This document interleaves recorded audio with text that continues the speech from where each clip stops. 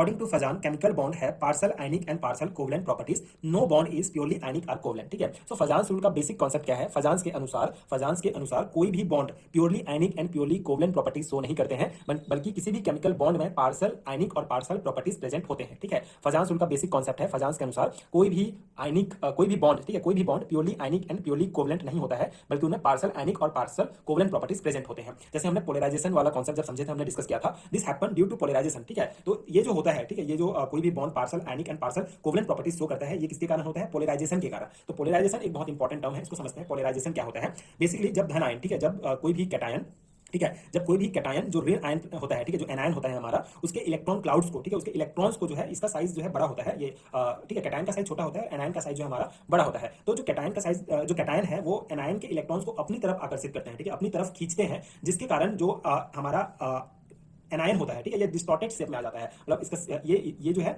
ये बेसिकली इसके इलेक्ट्रॉन्स को अपनी तरफ खींचेगा हमारा पॉजिटिव आयन, तो नेगेटिव आयन जो एनायन है ये डिस्टॉर्टेड हो जाता है, मतलब कुछ इस प्रकार का स्ट्रक्चर बना लेता है। ठीक है, तो इसी प्रोसेस, इसी को ही क्या कहा जाता है? पोलराइजेशन कहा जाता है। ठीक है, पोलराइजेशन किसे कहते हैं? कैटायंस के कारण एनायन का जो शेप होता है वो डिस्टॉर्ट हो जाता है, विकृत हो जाता है। तो इसको, ये किसके कारण होता है? पोलराइजेशन के कारण। ठीक है, क्योंकि ये जो है पॉजिटिव आयन जो है नेगेटिव आयन के इलेक्ट्रॉन्स को अपनी तरफ खींचता है। ठीक है, तो ये बेसिक कॉन्सेप्ट है पोलराइजेशन का। Therefore the factor on which the covalent and electrovalent properties of a chemical bond depends are called Fajans rule. ठीक है, तो क्या है? केमिकल बॉन्ड के कोवलेंट और इलेक्ट्रोवैलेंट प्रॉपर्टीज जिस फैक्टर्स पर डिपेंड होते हैं उसको ही फजान्स रूल कहा जाता है। ये इसका बेसिक डेफिनेशन हो जाएगा। ठीक है, केमिकल बॉन्ड के कोवलेंट और इलेक्ट्रोवैलेंट प्रॉपर्टीज जिस फैक्टर पर डिपेंड करते हैं उनको फजान्स रूल कहा जाता है। अब यहाँ पर एक एक करके फैक्टर डिस्कस करेंगे। यहाँ तक हमने बेसिक समझ लिया फजान्स रूल क्या होता है। फजान्स रूल बेसिकली कोई भी बॉन्ड होगा वो पार्शियली आयनिक और पार्शियली कोवलेंट प्रॉपर्टीज शो करते हैं पोलराइजेशन के कारण। पोलराइजेशन क्या होता है? जब पॉजिटिव आयंस धन आयन ऋण आयन के इलेक्ट्रॉन को अपनी तरफ खींचते हैं तो ऋण आयन का जो शेप होता है वो विकृत हो जाता है, इसी को ही पोलराइजेशन कहा जाता है। और इसके कारण ही कोई भी बॉन्ड, जैसे इन दोनों के बीच जो बॉन्ड होता है वो पार्शियली आयनिक और कोवलेंट प्रॉपर्टीज शो करते हैं। अब यहाँ पे एक एक करके फैक्टर्स हम डिस्कस करते हैं। The factor relating to polarisation are as follow. ठीक है, अब यहाँ पे कॉन्सेप्ट क्या है? जो साइज ऑफ कैटायन है, ठीक है, polarizability of a cation depends on its size. Smaller the size, more is polarizability. The order of polarizability of certain ions. ठीक है, अब यहाँ पे कैटायंस की बात कर रहे हैं। ठीक है, कैटायंस जो कि एनायंस के इलेक्ट्रॉन्स को अपनी तरफ आकर्षित करते हैं। तो यहाँ पे क्या कहा गया है? जो भी कैटायन साइज में बहुत छोटा होगा, ठीक है, जितना साइज में छोटा होगा कैटायन, उसमें पोलराइजेबिलिटी का जो पावर होगा उतना ही ज्यादा जो है स्ट्रॉन्ग तरीके से वो इलेक्ट्रॉन्स को, ठीक है, नेगेटिव आयंस के इलेक्ट्रॉन्स को अपनी तरफ खींचने की क्षमता रखेगा। तो यहाँ पे क्या है? साइज ऑफ कैटायन जो है पोलराइजेबिलिटी को जो है इफेक्ट करता है। ठीक है, ये फैक्टर है। So polarizability of a cation, polarizability of cation मतलब जो ध्रुवीकरण की क्षमता है कैटायन का, वो डिपेंड्स करता है साइज के ऊपर। अगर साइज छोटा होगा तो उसका पोलराइजेबिलिटी पावर मतलब नेगेटिव आयंस के इलेक्ट्रॉन्स को अपनी तरफ खींचने की क्षमता बहुत ज्यादा होगी। जैसे यहाँ पे ऑर्डर दिया गया है Be2 plus Mg2 plus Ca2 plus. ये देखिए सभी में आयन सेम है, these ions have the same charges. ठीक है, चार्जेस सेम है, लेकिन इनका जो साइज है वो इंक्रीज होते जा रहा है। तो जैसे जैसे साइज इंक्रीज होते जाएगा, ठीक है, साइज यहाँ पे साइज इंक्रीज होते जा रहा है, तो Be2 प्लस जो है वो ज्यादा है Mg2 प्लस की तुलना में। ठीक है, इसका साइज छोटा है, ठीक है, लेकिन इसका पोलराइजेबिलिटी पावर जो है इसकी तुलना में ज्यादा है। जैसे जैसे साइज बढ़ते जाएगा उसका जो है पोलराइजेबिलिटी जो पावर है वो कम होते जाएगा, इसीलिए सबसे छोटा जो साइज होगा उसका पोलराइजेबिलिटी ज्यादा होगा। ठीक है, तो बेसिक कॉन्सेप्ट है। आप इसके अलावा साइज ऑफ एनायन, अब उसका अपोजिट कॉन्सेप्ट है ये, polarisation of anion is more as it size increase. ठीक है, जैसे साइज इंक्रीज होते जाएगा उसका पोलराइजेशन जो है एनायन का वो बढ़ते जाएगा। जैसे कि यहाँ पे F जो हमारा है F minus Cl minus Br minus, तो इसका साइज छोटा है, इसका साइज बड़ा है, इसका बड़ा है, इसका बड़ा है। तो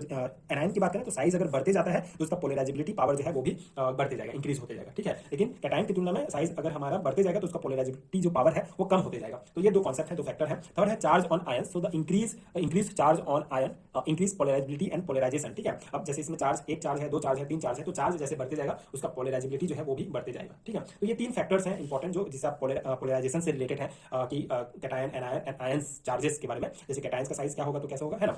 तो ये कॉन्सेप्ट है, आई होप आपको समझ में आ गया होगा। फजान्स रूल का बेसिक कॉन्सेप्ट है, उसी में ही आपको ये ऐड करना पड़ेगा। ठीक है, मेनली फजान्स रूल जो है पोलराइजेशन से रिलेटेड है। तो पोलराइजेशन का जो help of this rule the properties of compound can be compared and explain. ठीक है, तो किसी भी कंपाउंड का जो प्रॉपर्टी है उसको हम कंपेयर और एक्सप्लेन कर सकते हैं फजान्स रूल की सहायता से। पहला एप्लीकेशन है amount of covalent character in ionic bond. So ionic potential जिसे 5 से डिनोट करते हैं, पोलराइजिंग पावर ऑफ कैटायन एक फॉर्मूला है बेसिकली जिसमें हम आयनिक पोटेंशियल ज्ञात कर सकते हैं, मतलब कैटायन का पोलराइजिंग पावर ज्ञात कर सकते हैं। वो है चार्ज ऑन कैटायन बटा रेडियस ऑफ कैटायन। ठीक है, ठीक है, charge on cation upon radius of cation. तो ये फॉर्मूला है, इसकी सहायता से हम आयनिक पोटेंशियल ज्ञात कर सकते हैं। अब यहाँ पे थ्योरी पॉइंट है ये, the higher of ionic potential of a cation the greater is its polarizing power और ability to form covalent bond. ठीक है, अब यहाँ पे क्या है कि जितना ज्यादा हमारा आयनिक पोटेंशियल होगा, ठीक है, फाई का मान जितना ज्यादा होगा उसका मतलब यही है कि पोलराइजिंग पावर जो है कैटायन का उतना ज्यादा है ना, मतलब कि ability to form covalent bond. ठीक है, जितना ज्यादा जो है आयनिक पोटेंशियल होगा, फाई का मान होगा, इस फॉर्मूला से हम निकालेंगे, उतना ही ज्यादा क्या होगा, उसका एबिलिटी कोवलेंट बॉन्ड बनाने का, फॉर्म करने का जो है एबिलिटी बढ़ेगा। The polarising power of a cation increase as we move from left to right and decrease as we move down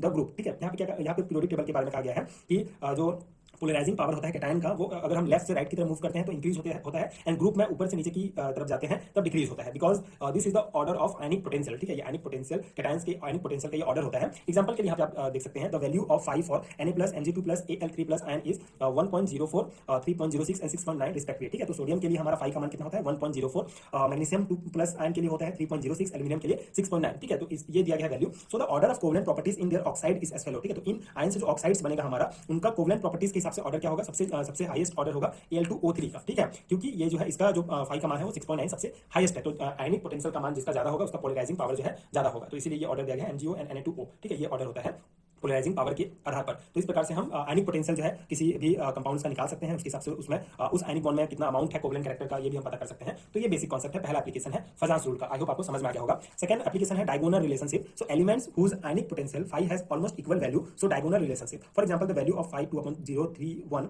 6.4 for Be2+ and 6.9 for Al3+। ठीक है, अब यहाँ पे क्या कहा गया है, ऐसे एलिमेंट्स जिनका आयनिक पोटेंशियल फाई जो है ऑलमोस्ट इक्वल होता है वो डायगोनल रिलेशनशिप शो करते हैं। डायगोनल रिलेशनशिप मतलब कि उनका प्रॉपर्टी सेम रहता है। तो यहाँ पे अगर हम देखें तो Be2+ के लिए 6.4 है फाई का मान और 6.9 है Al3+ के लिए, जो ऑलमोस्ट इक्वल है। तो इसीलिए जो many properties Be and Al are similar, तो Be and Al जो है ये डायगोनल रिलेशन शो करते हैं, मतलब इनका बहुत सारे प्रॉपर्टीज जो है वो सिमिलर होते हैं। ठीक है, तो इस प्रकार से हम फजांस रूल की सहायता से जो है निकाल सकते हैं डायगोनल रिलेशनशिप। ठीक है, किसी भी एलिमेंट्स के बीच। ये हो गया। थर्ड हमारा एप्लीकेशन है melting points of compound. So as the value of polarity increase the covalent character in the ionic bond increases and as the result the melting point decrease. अब यहाँ पे क्या है, जैसे जैसे जो है पोलैरिटी जो है इंक्रीज होता है, जो हमारा पोलराइजिंग पावर का जो वैल्यू है वो इंक्रीज होता है, वैसे कोवलेंट कैरेक्टर्स जो है आयनिक बॉन्ड में वो भी इंक्रीज होते जाते हैं। इसका रिजल्ट ये होता है कि उनका जो मेल्टिंग पॉइंट है वो डिक्रीज हो जाता है। जैसे NaCl में क्या है, हमारा चार्ज क्या है, Cl कैटायन की बात करें। ठीक है, तो Na+ एक चार्ज है यहाँ पे हमारा कैटायन में, तो इसका मेल्टिंग पॉइंट जो है 800 डिग्री सेंटीग्रेड है। लेकिन Mg में जो है 2+ है, Mg2+ कैटायन में, तो इसका जो मेल्टिंग पॉइंट है वो कम होते जाएगा। ठीक है, जैसे जैसे चार्ज बढ़ते जाएगा, ठीक है, चार्ज इंक्रीज होगा, उसका मेल्टिंग पॉइंट डिक्रीज होगा। जैसे Al3+ होता है तो ये सब्लिमेशन, ऊर्ध्वपातन वाला इसे हिंदी में कहा जाता है, वो क्रिया होती है। तो ये melting points of compounds third application है। फोर्थ है solubility. So among the chlorides of alkali metals, only lithium chloride is soluble in organic solvent. This is because of small Li+ ions deform the charged Cl ion, deform the large Cl ions and produce covalent properties in LiCl, due to which it is soluble in organic solvent. अब यहाँ पे देखिए जितने भी alkali metals हैं उसमें से chloride जो है, जिसमें लिथियम क्लोराइड जो है वो ऑर्गेनिक सॉल्वेंट में क्या है, सॉल्युबल है। क्यों? क्योंकि देखिए Li जो पॉजिटिव चार्ज है, ये Cl- जो है, जो लार्ज, ठीक है, लार्ज है आयन है, तो Li+ ion deform the large Cl। ठीक है, इसको डिफॉर्म कर देगा, इसको ठीक है डिस्टॉर्ट कर देगा इसके शेप को, जिससे फिर क्या हो जाएगा, ये जो बॉन्ड है, ये जो आयनिक बॉन्ड है, इसमें क्या आ जाएंगे, कोवलेंट प्रॉपर्टीज प्रोड्यूस हो जाएगा। ठीक है, बेसिकली कोवलेंट प्रोड्यूस अगर किसी भी कंपाउंड में, ठीक है, Li+Cl- है, उसमें आयनिक बॉन्ड है, लेकिन ये अगर इसका ये जो Li+ है, ठीक है, जो पॉजिटिव चार्ज है, अगर नेगेटिव चार्जेस के, ठीक है,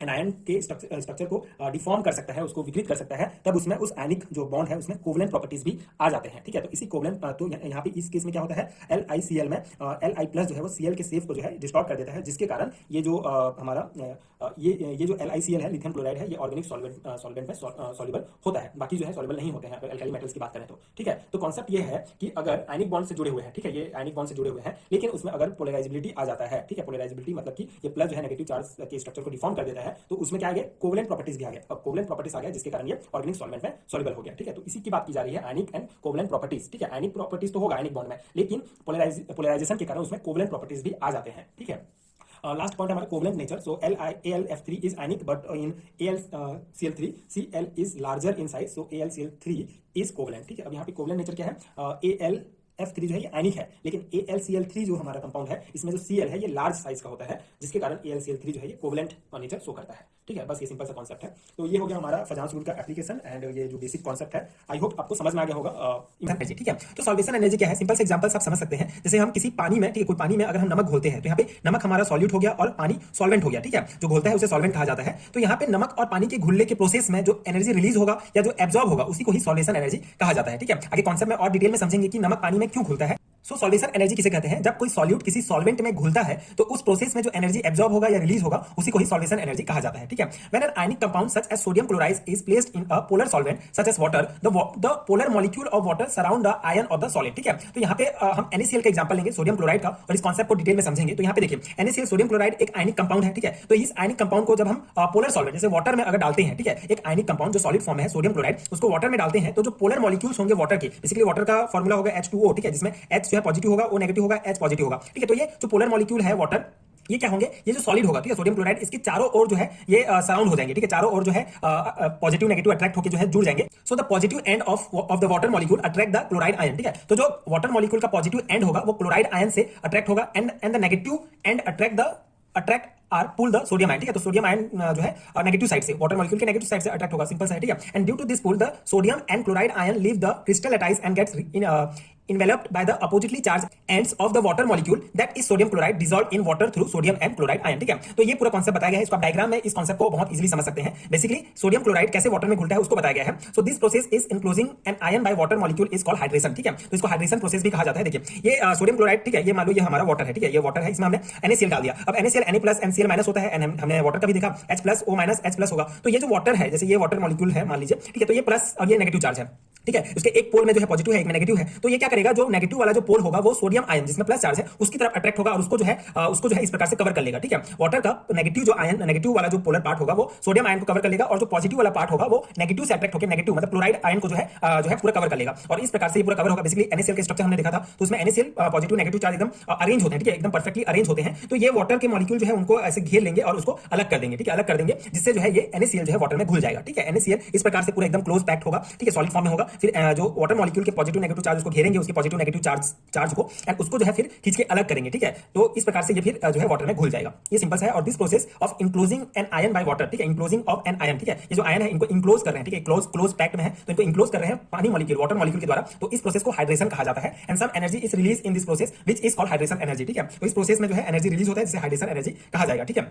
इतना टर्म आपको ध्यान रखना है, ये बेसिक कॉन्सेप्ट हो गया, ठीक है। And this process can happen with any dipolar solvent, ठीक है। तो ये किसी भी डाइपोलर सॉल्वेंट में ये प्रोसेस होता है। Therefore this process is called a general term like solvation and the energy release in it is called solvation energy, ठीक है। तो ये प्रोसेस किसी भी डाइपोलर सॉल्वेंट में हो सकता है, इसलिए इसको जनरल टर्म में जो है सॉल्वेशन कहा जाता है इस प्रोसेस को, ठीक है। नेम तो हाइड्रेशन कहेंगे, ठीक है। ये NaCl इसमें घुल रहा है, ये पूरा प्रोसेस हो रहा है, इसको हाइड्रेशन कहेंगे। लेकिन किसी भी सॉल्वेंट मॉलिक्यूल में हो सकता है, इसलिए इसको जनरल टर्म में हम सॉल्वेशन कहते हैं। और जो एनर्जी रिलीज होगा या एब्जॉर्ब होगा इस पूरे प्रोसेस में, ठीक है, उसको ही सॉल्वेशन एनर्जी कहा जाएगा। तो ये हो गया सॉल्वेशन एनर्जी का बेसिक कॉन्सेप्ट। अब कौन कौन से फैक्टर हैं जो अफेक्ट करते हैं सॉल्यूशन को हाई सॉल्युबिलिटी के लिए, ठीक है, उसको हम डिस्कस करेंगे। पहला है लैटिस एनर्जी। सो किसी भी लैटिस एनर्जी लेस होना चाहिए, ठीक है, एंड सॉल्वेशन एनर्जी हाई होना चाहिए। तो ये क्या कॉन्सेप्ट है, देखिए, solution factor affecting solution for high solubility, ठीक है। तो कोई भी सॉल्यूशन है उसमें कोई भी आयनिक कंपाउंड हो गया, कितना घुल सकता है, उसकी कैपेसिटी क्या है, उसको घुलने की, मतलब कैसे घुलेगा वो, ठीक है, ये सब जो है इन फैक्टर्स पर डिपेंड करता है। जैसे लैटिस एनर्जी जो है अगर कम होगा तो ज्यादा अच्छे से घुलेगा, सॉल्वेशन एनर्जी हाई होगा तो डेफिनेटली ज्यादा अच्छे से घुलेगा, तो सॉल्वेशन एनर्जी हाई होगा। एंड पोलैरिटी ऑफ सॉल्वेंट, ठीक है, ionic solid are more soluble in polar solvent and least soluble in non polar solvent. तो सिंपल सा है, अगर पोलर सॉल्वेंट होगा, पोलर सॉल्वेंट जैसे वाटर पॉजिटिव नेगेटिव चार्ज है इसमें, ठीक है,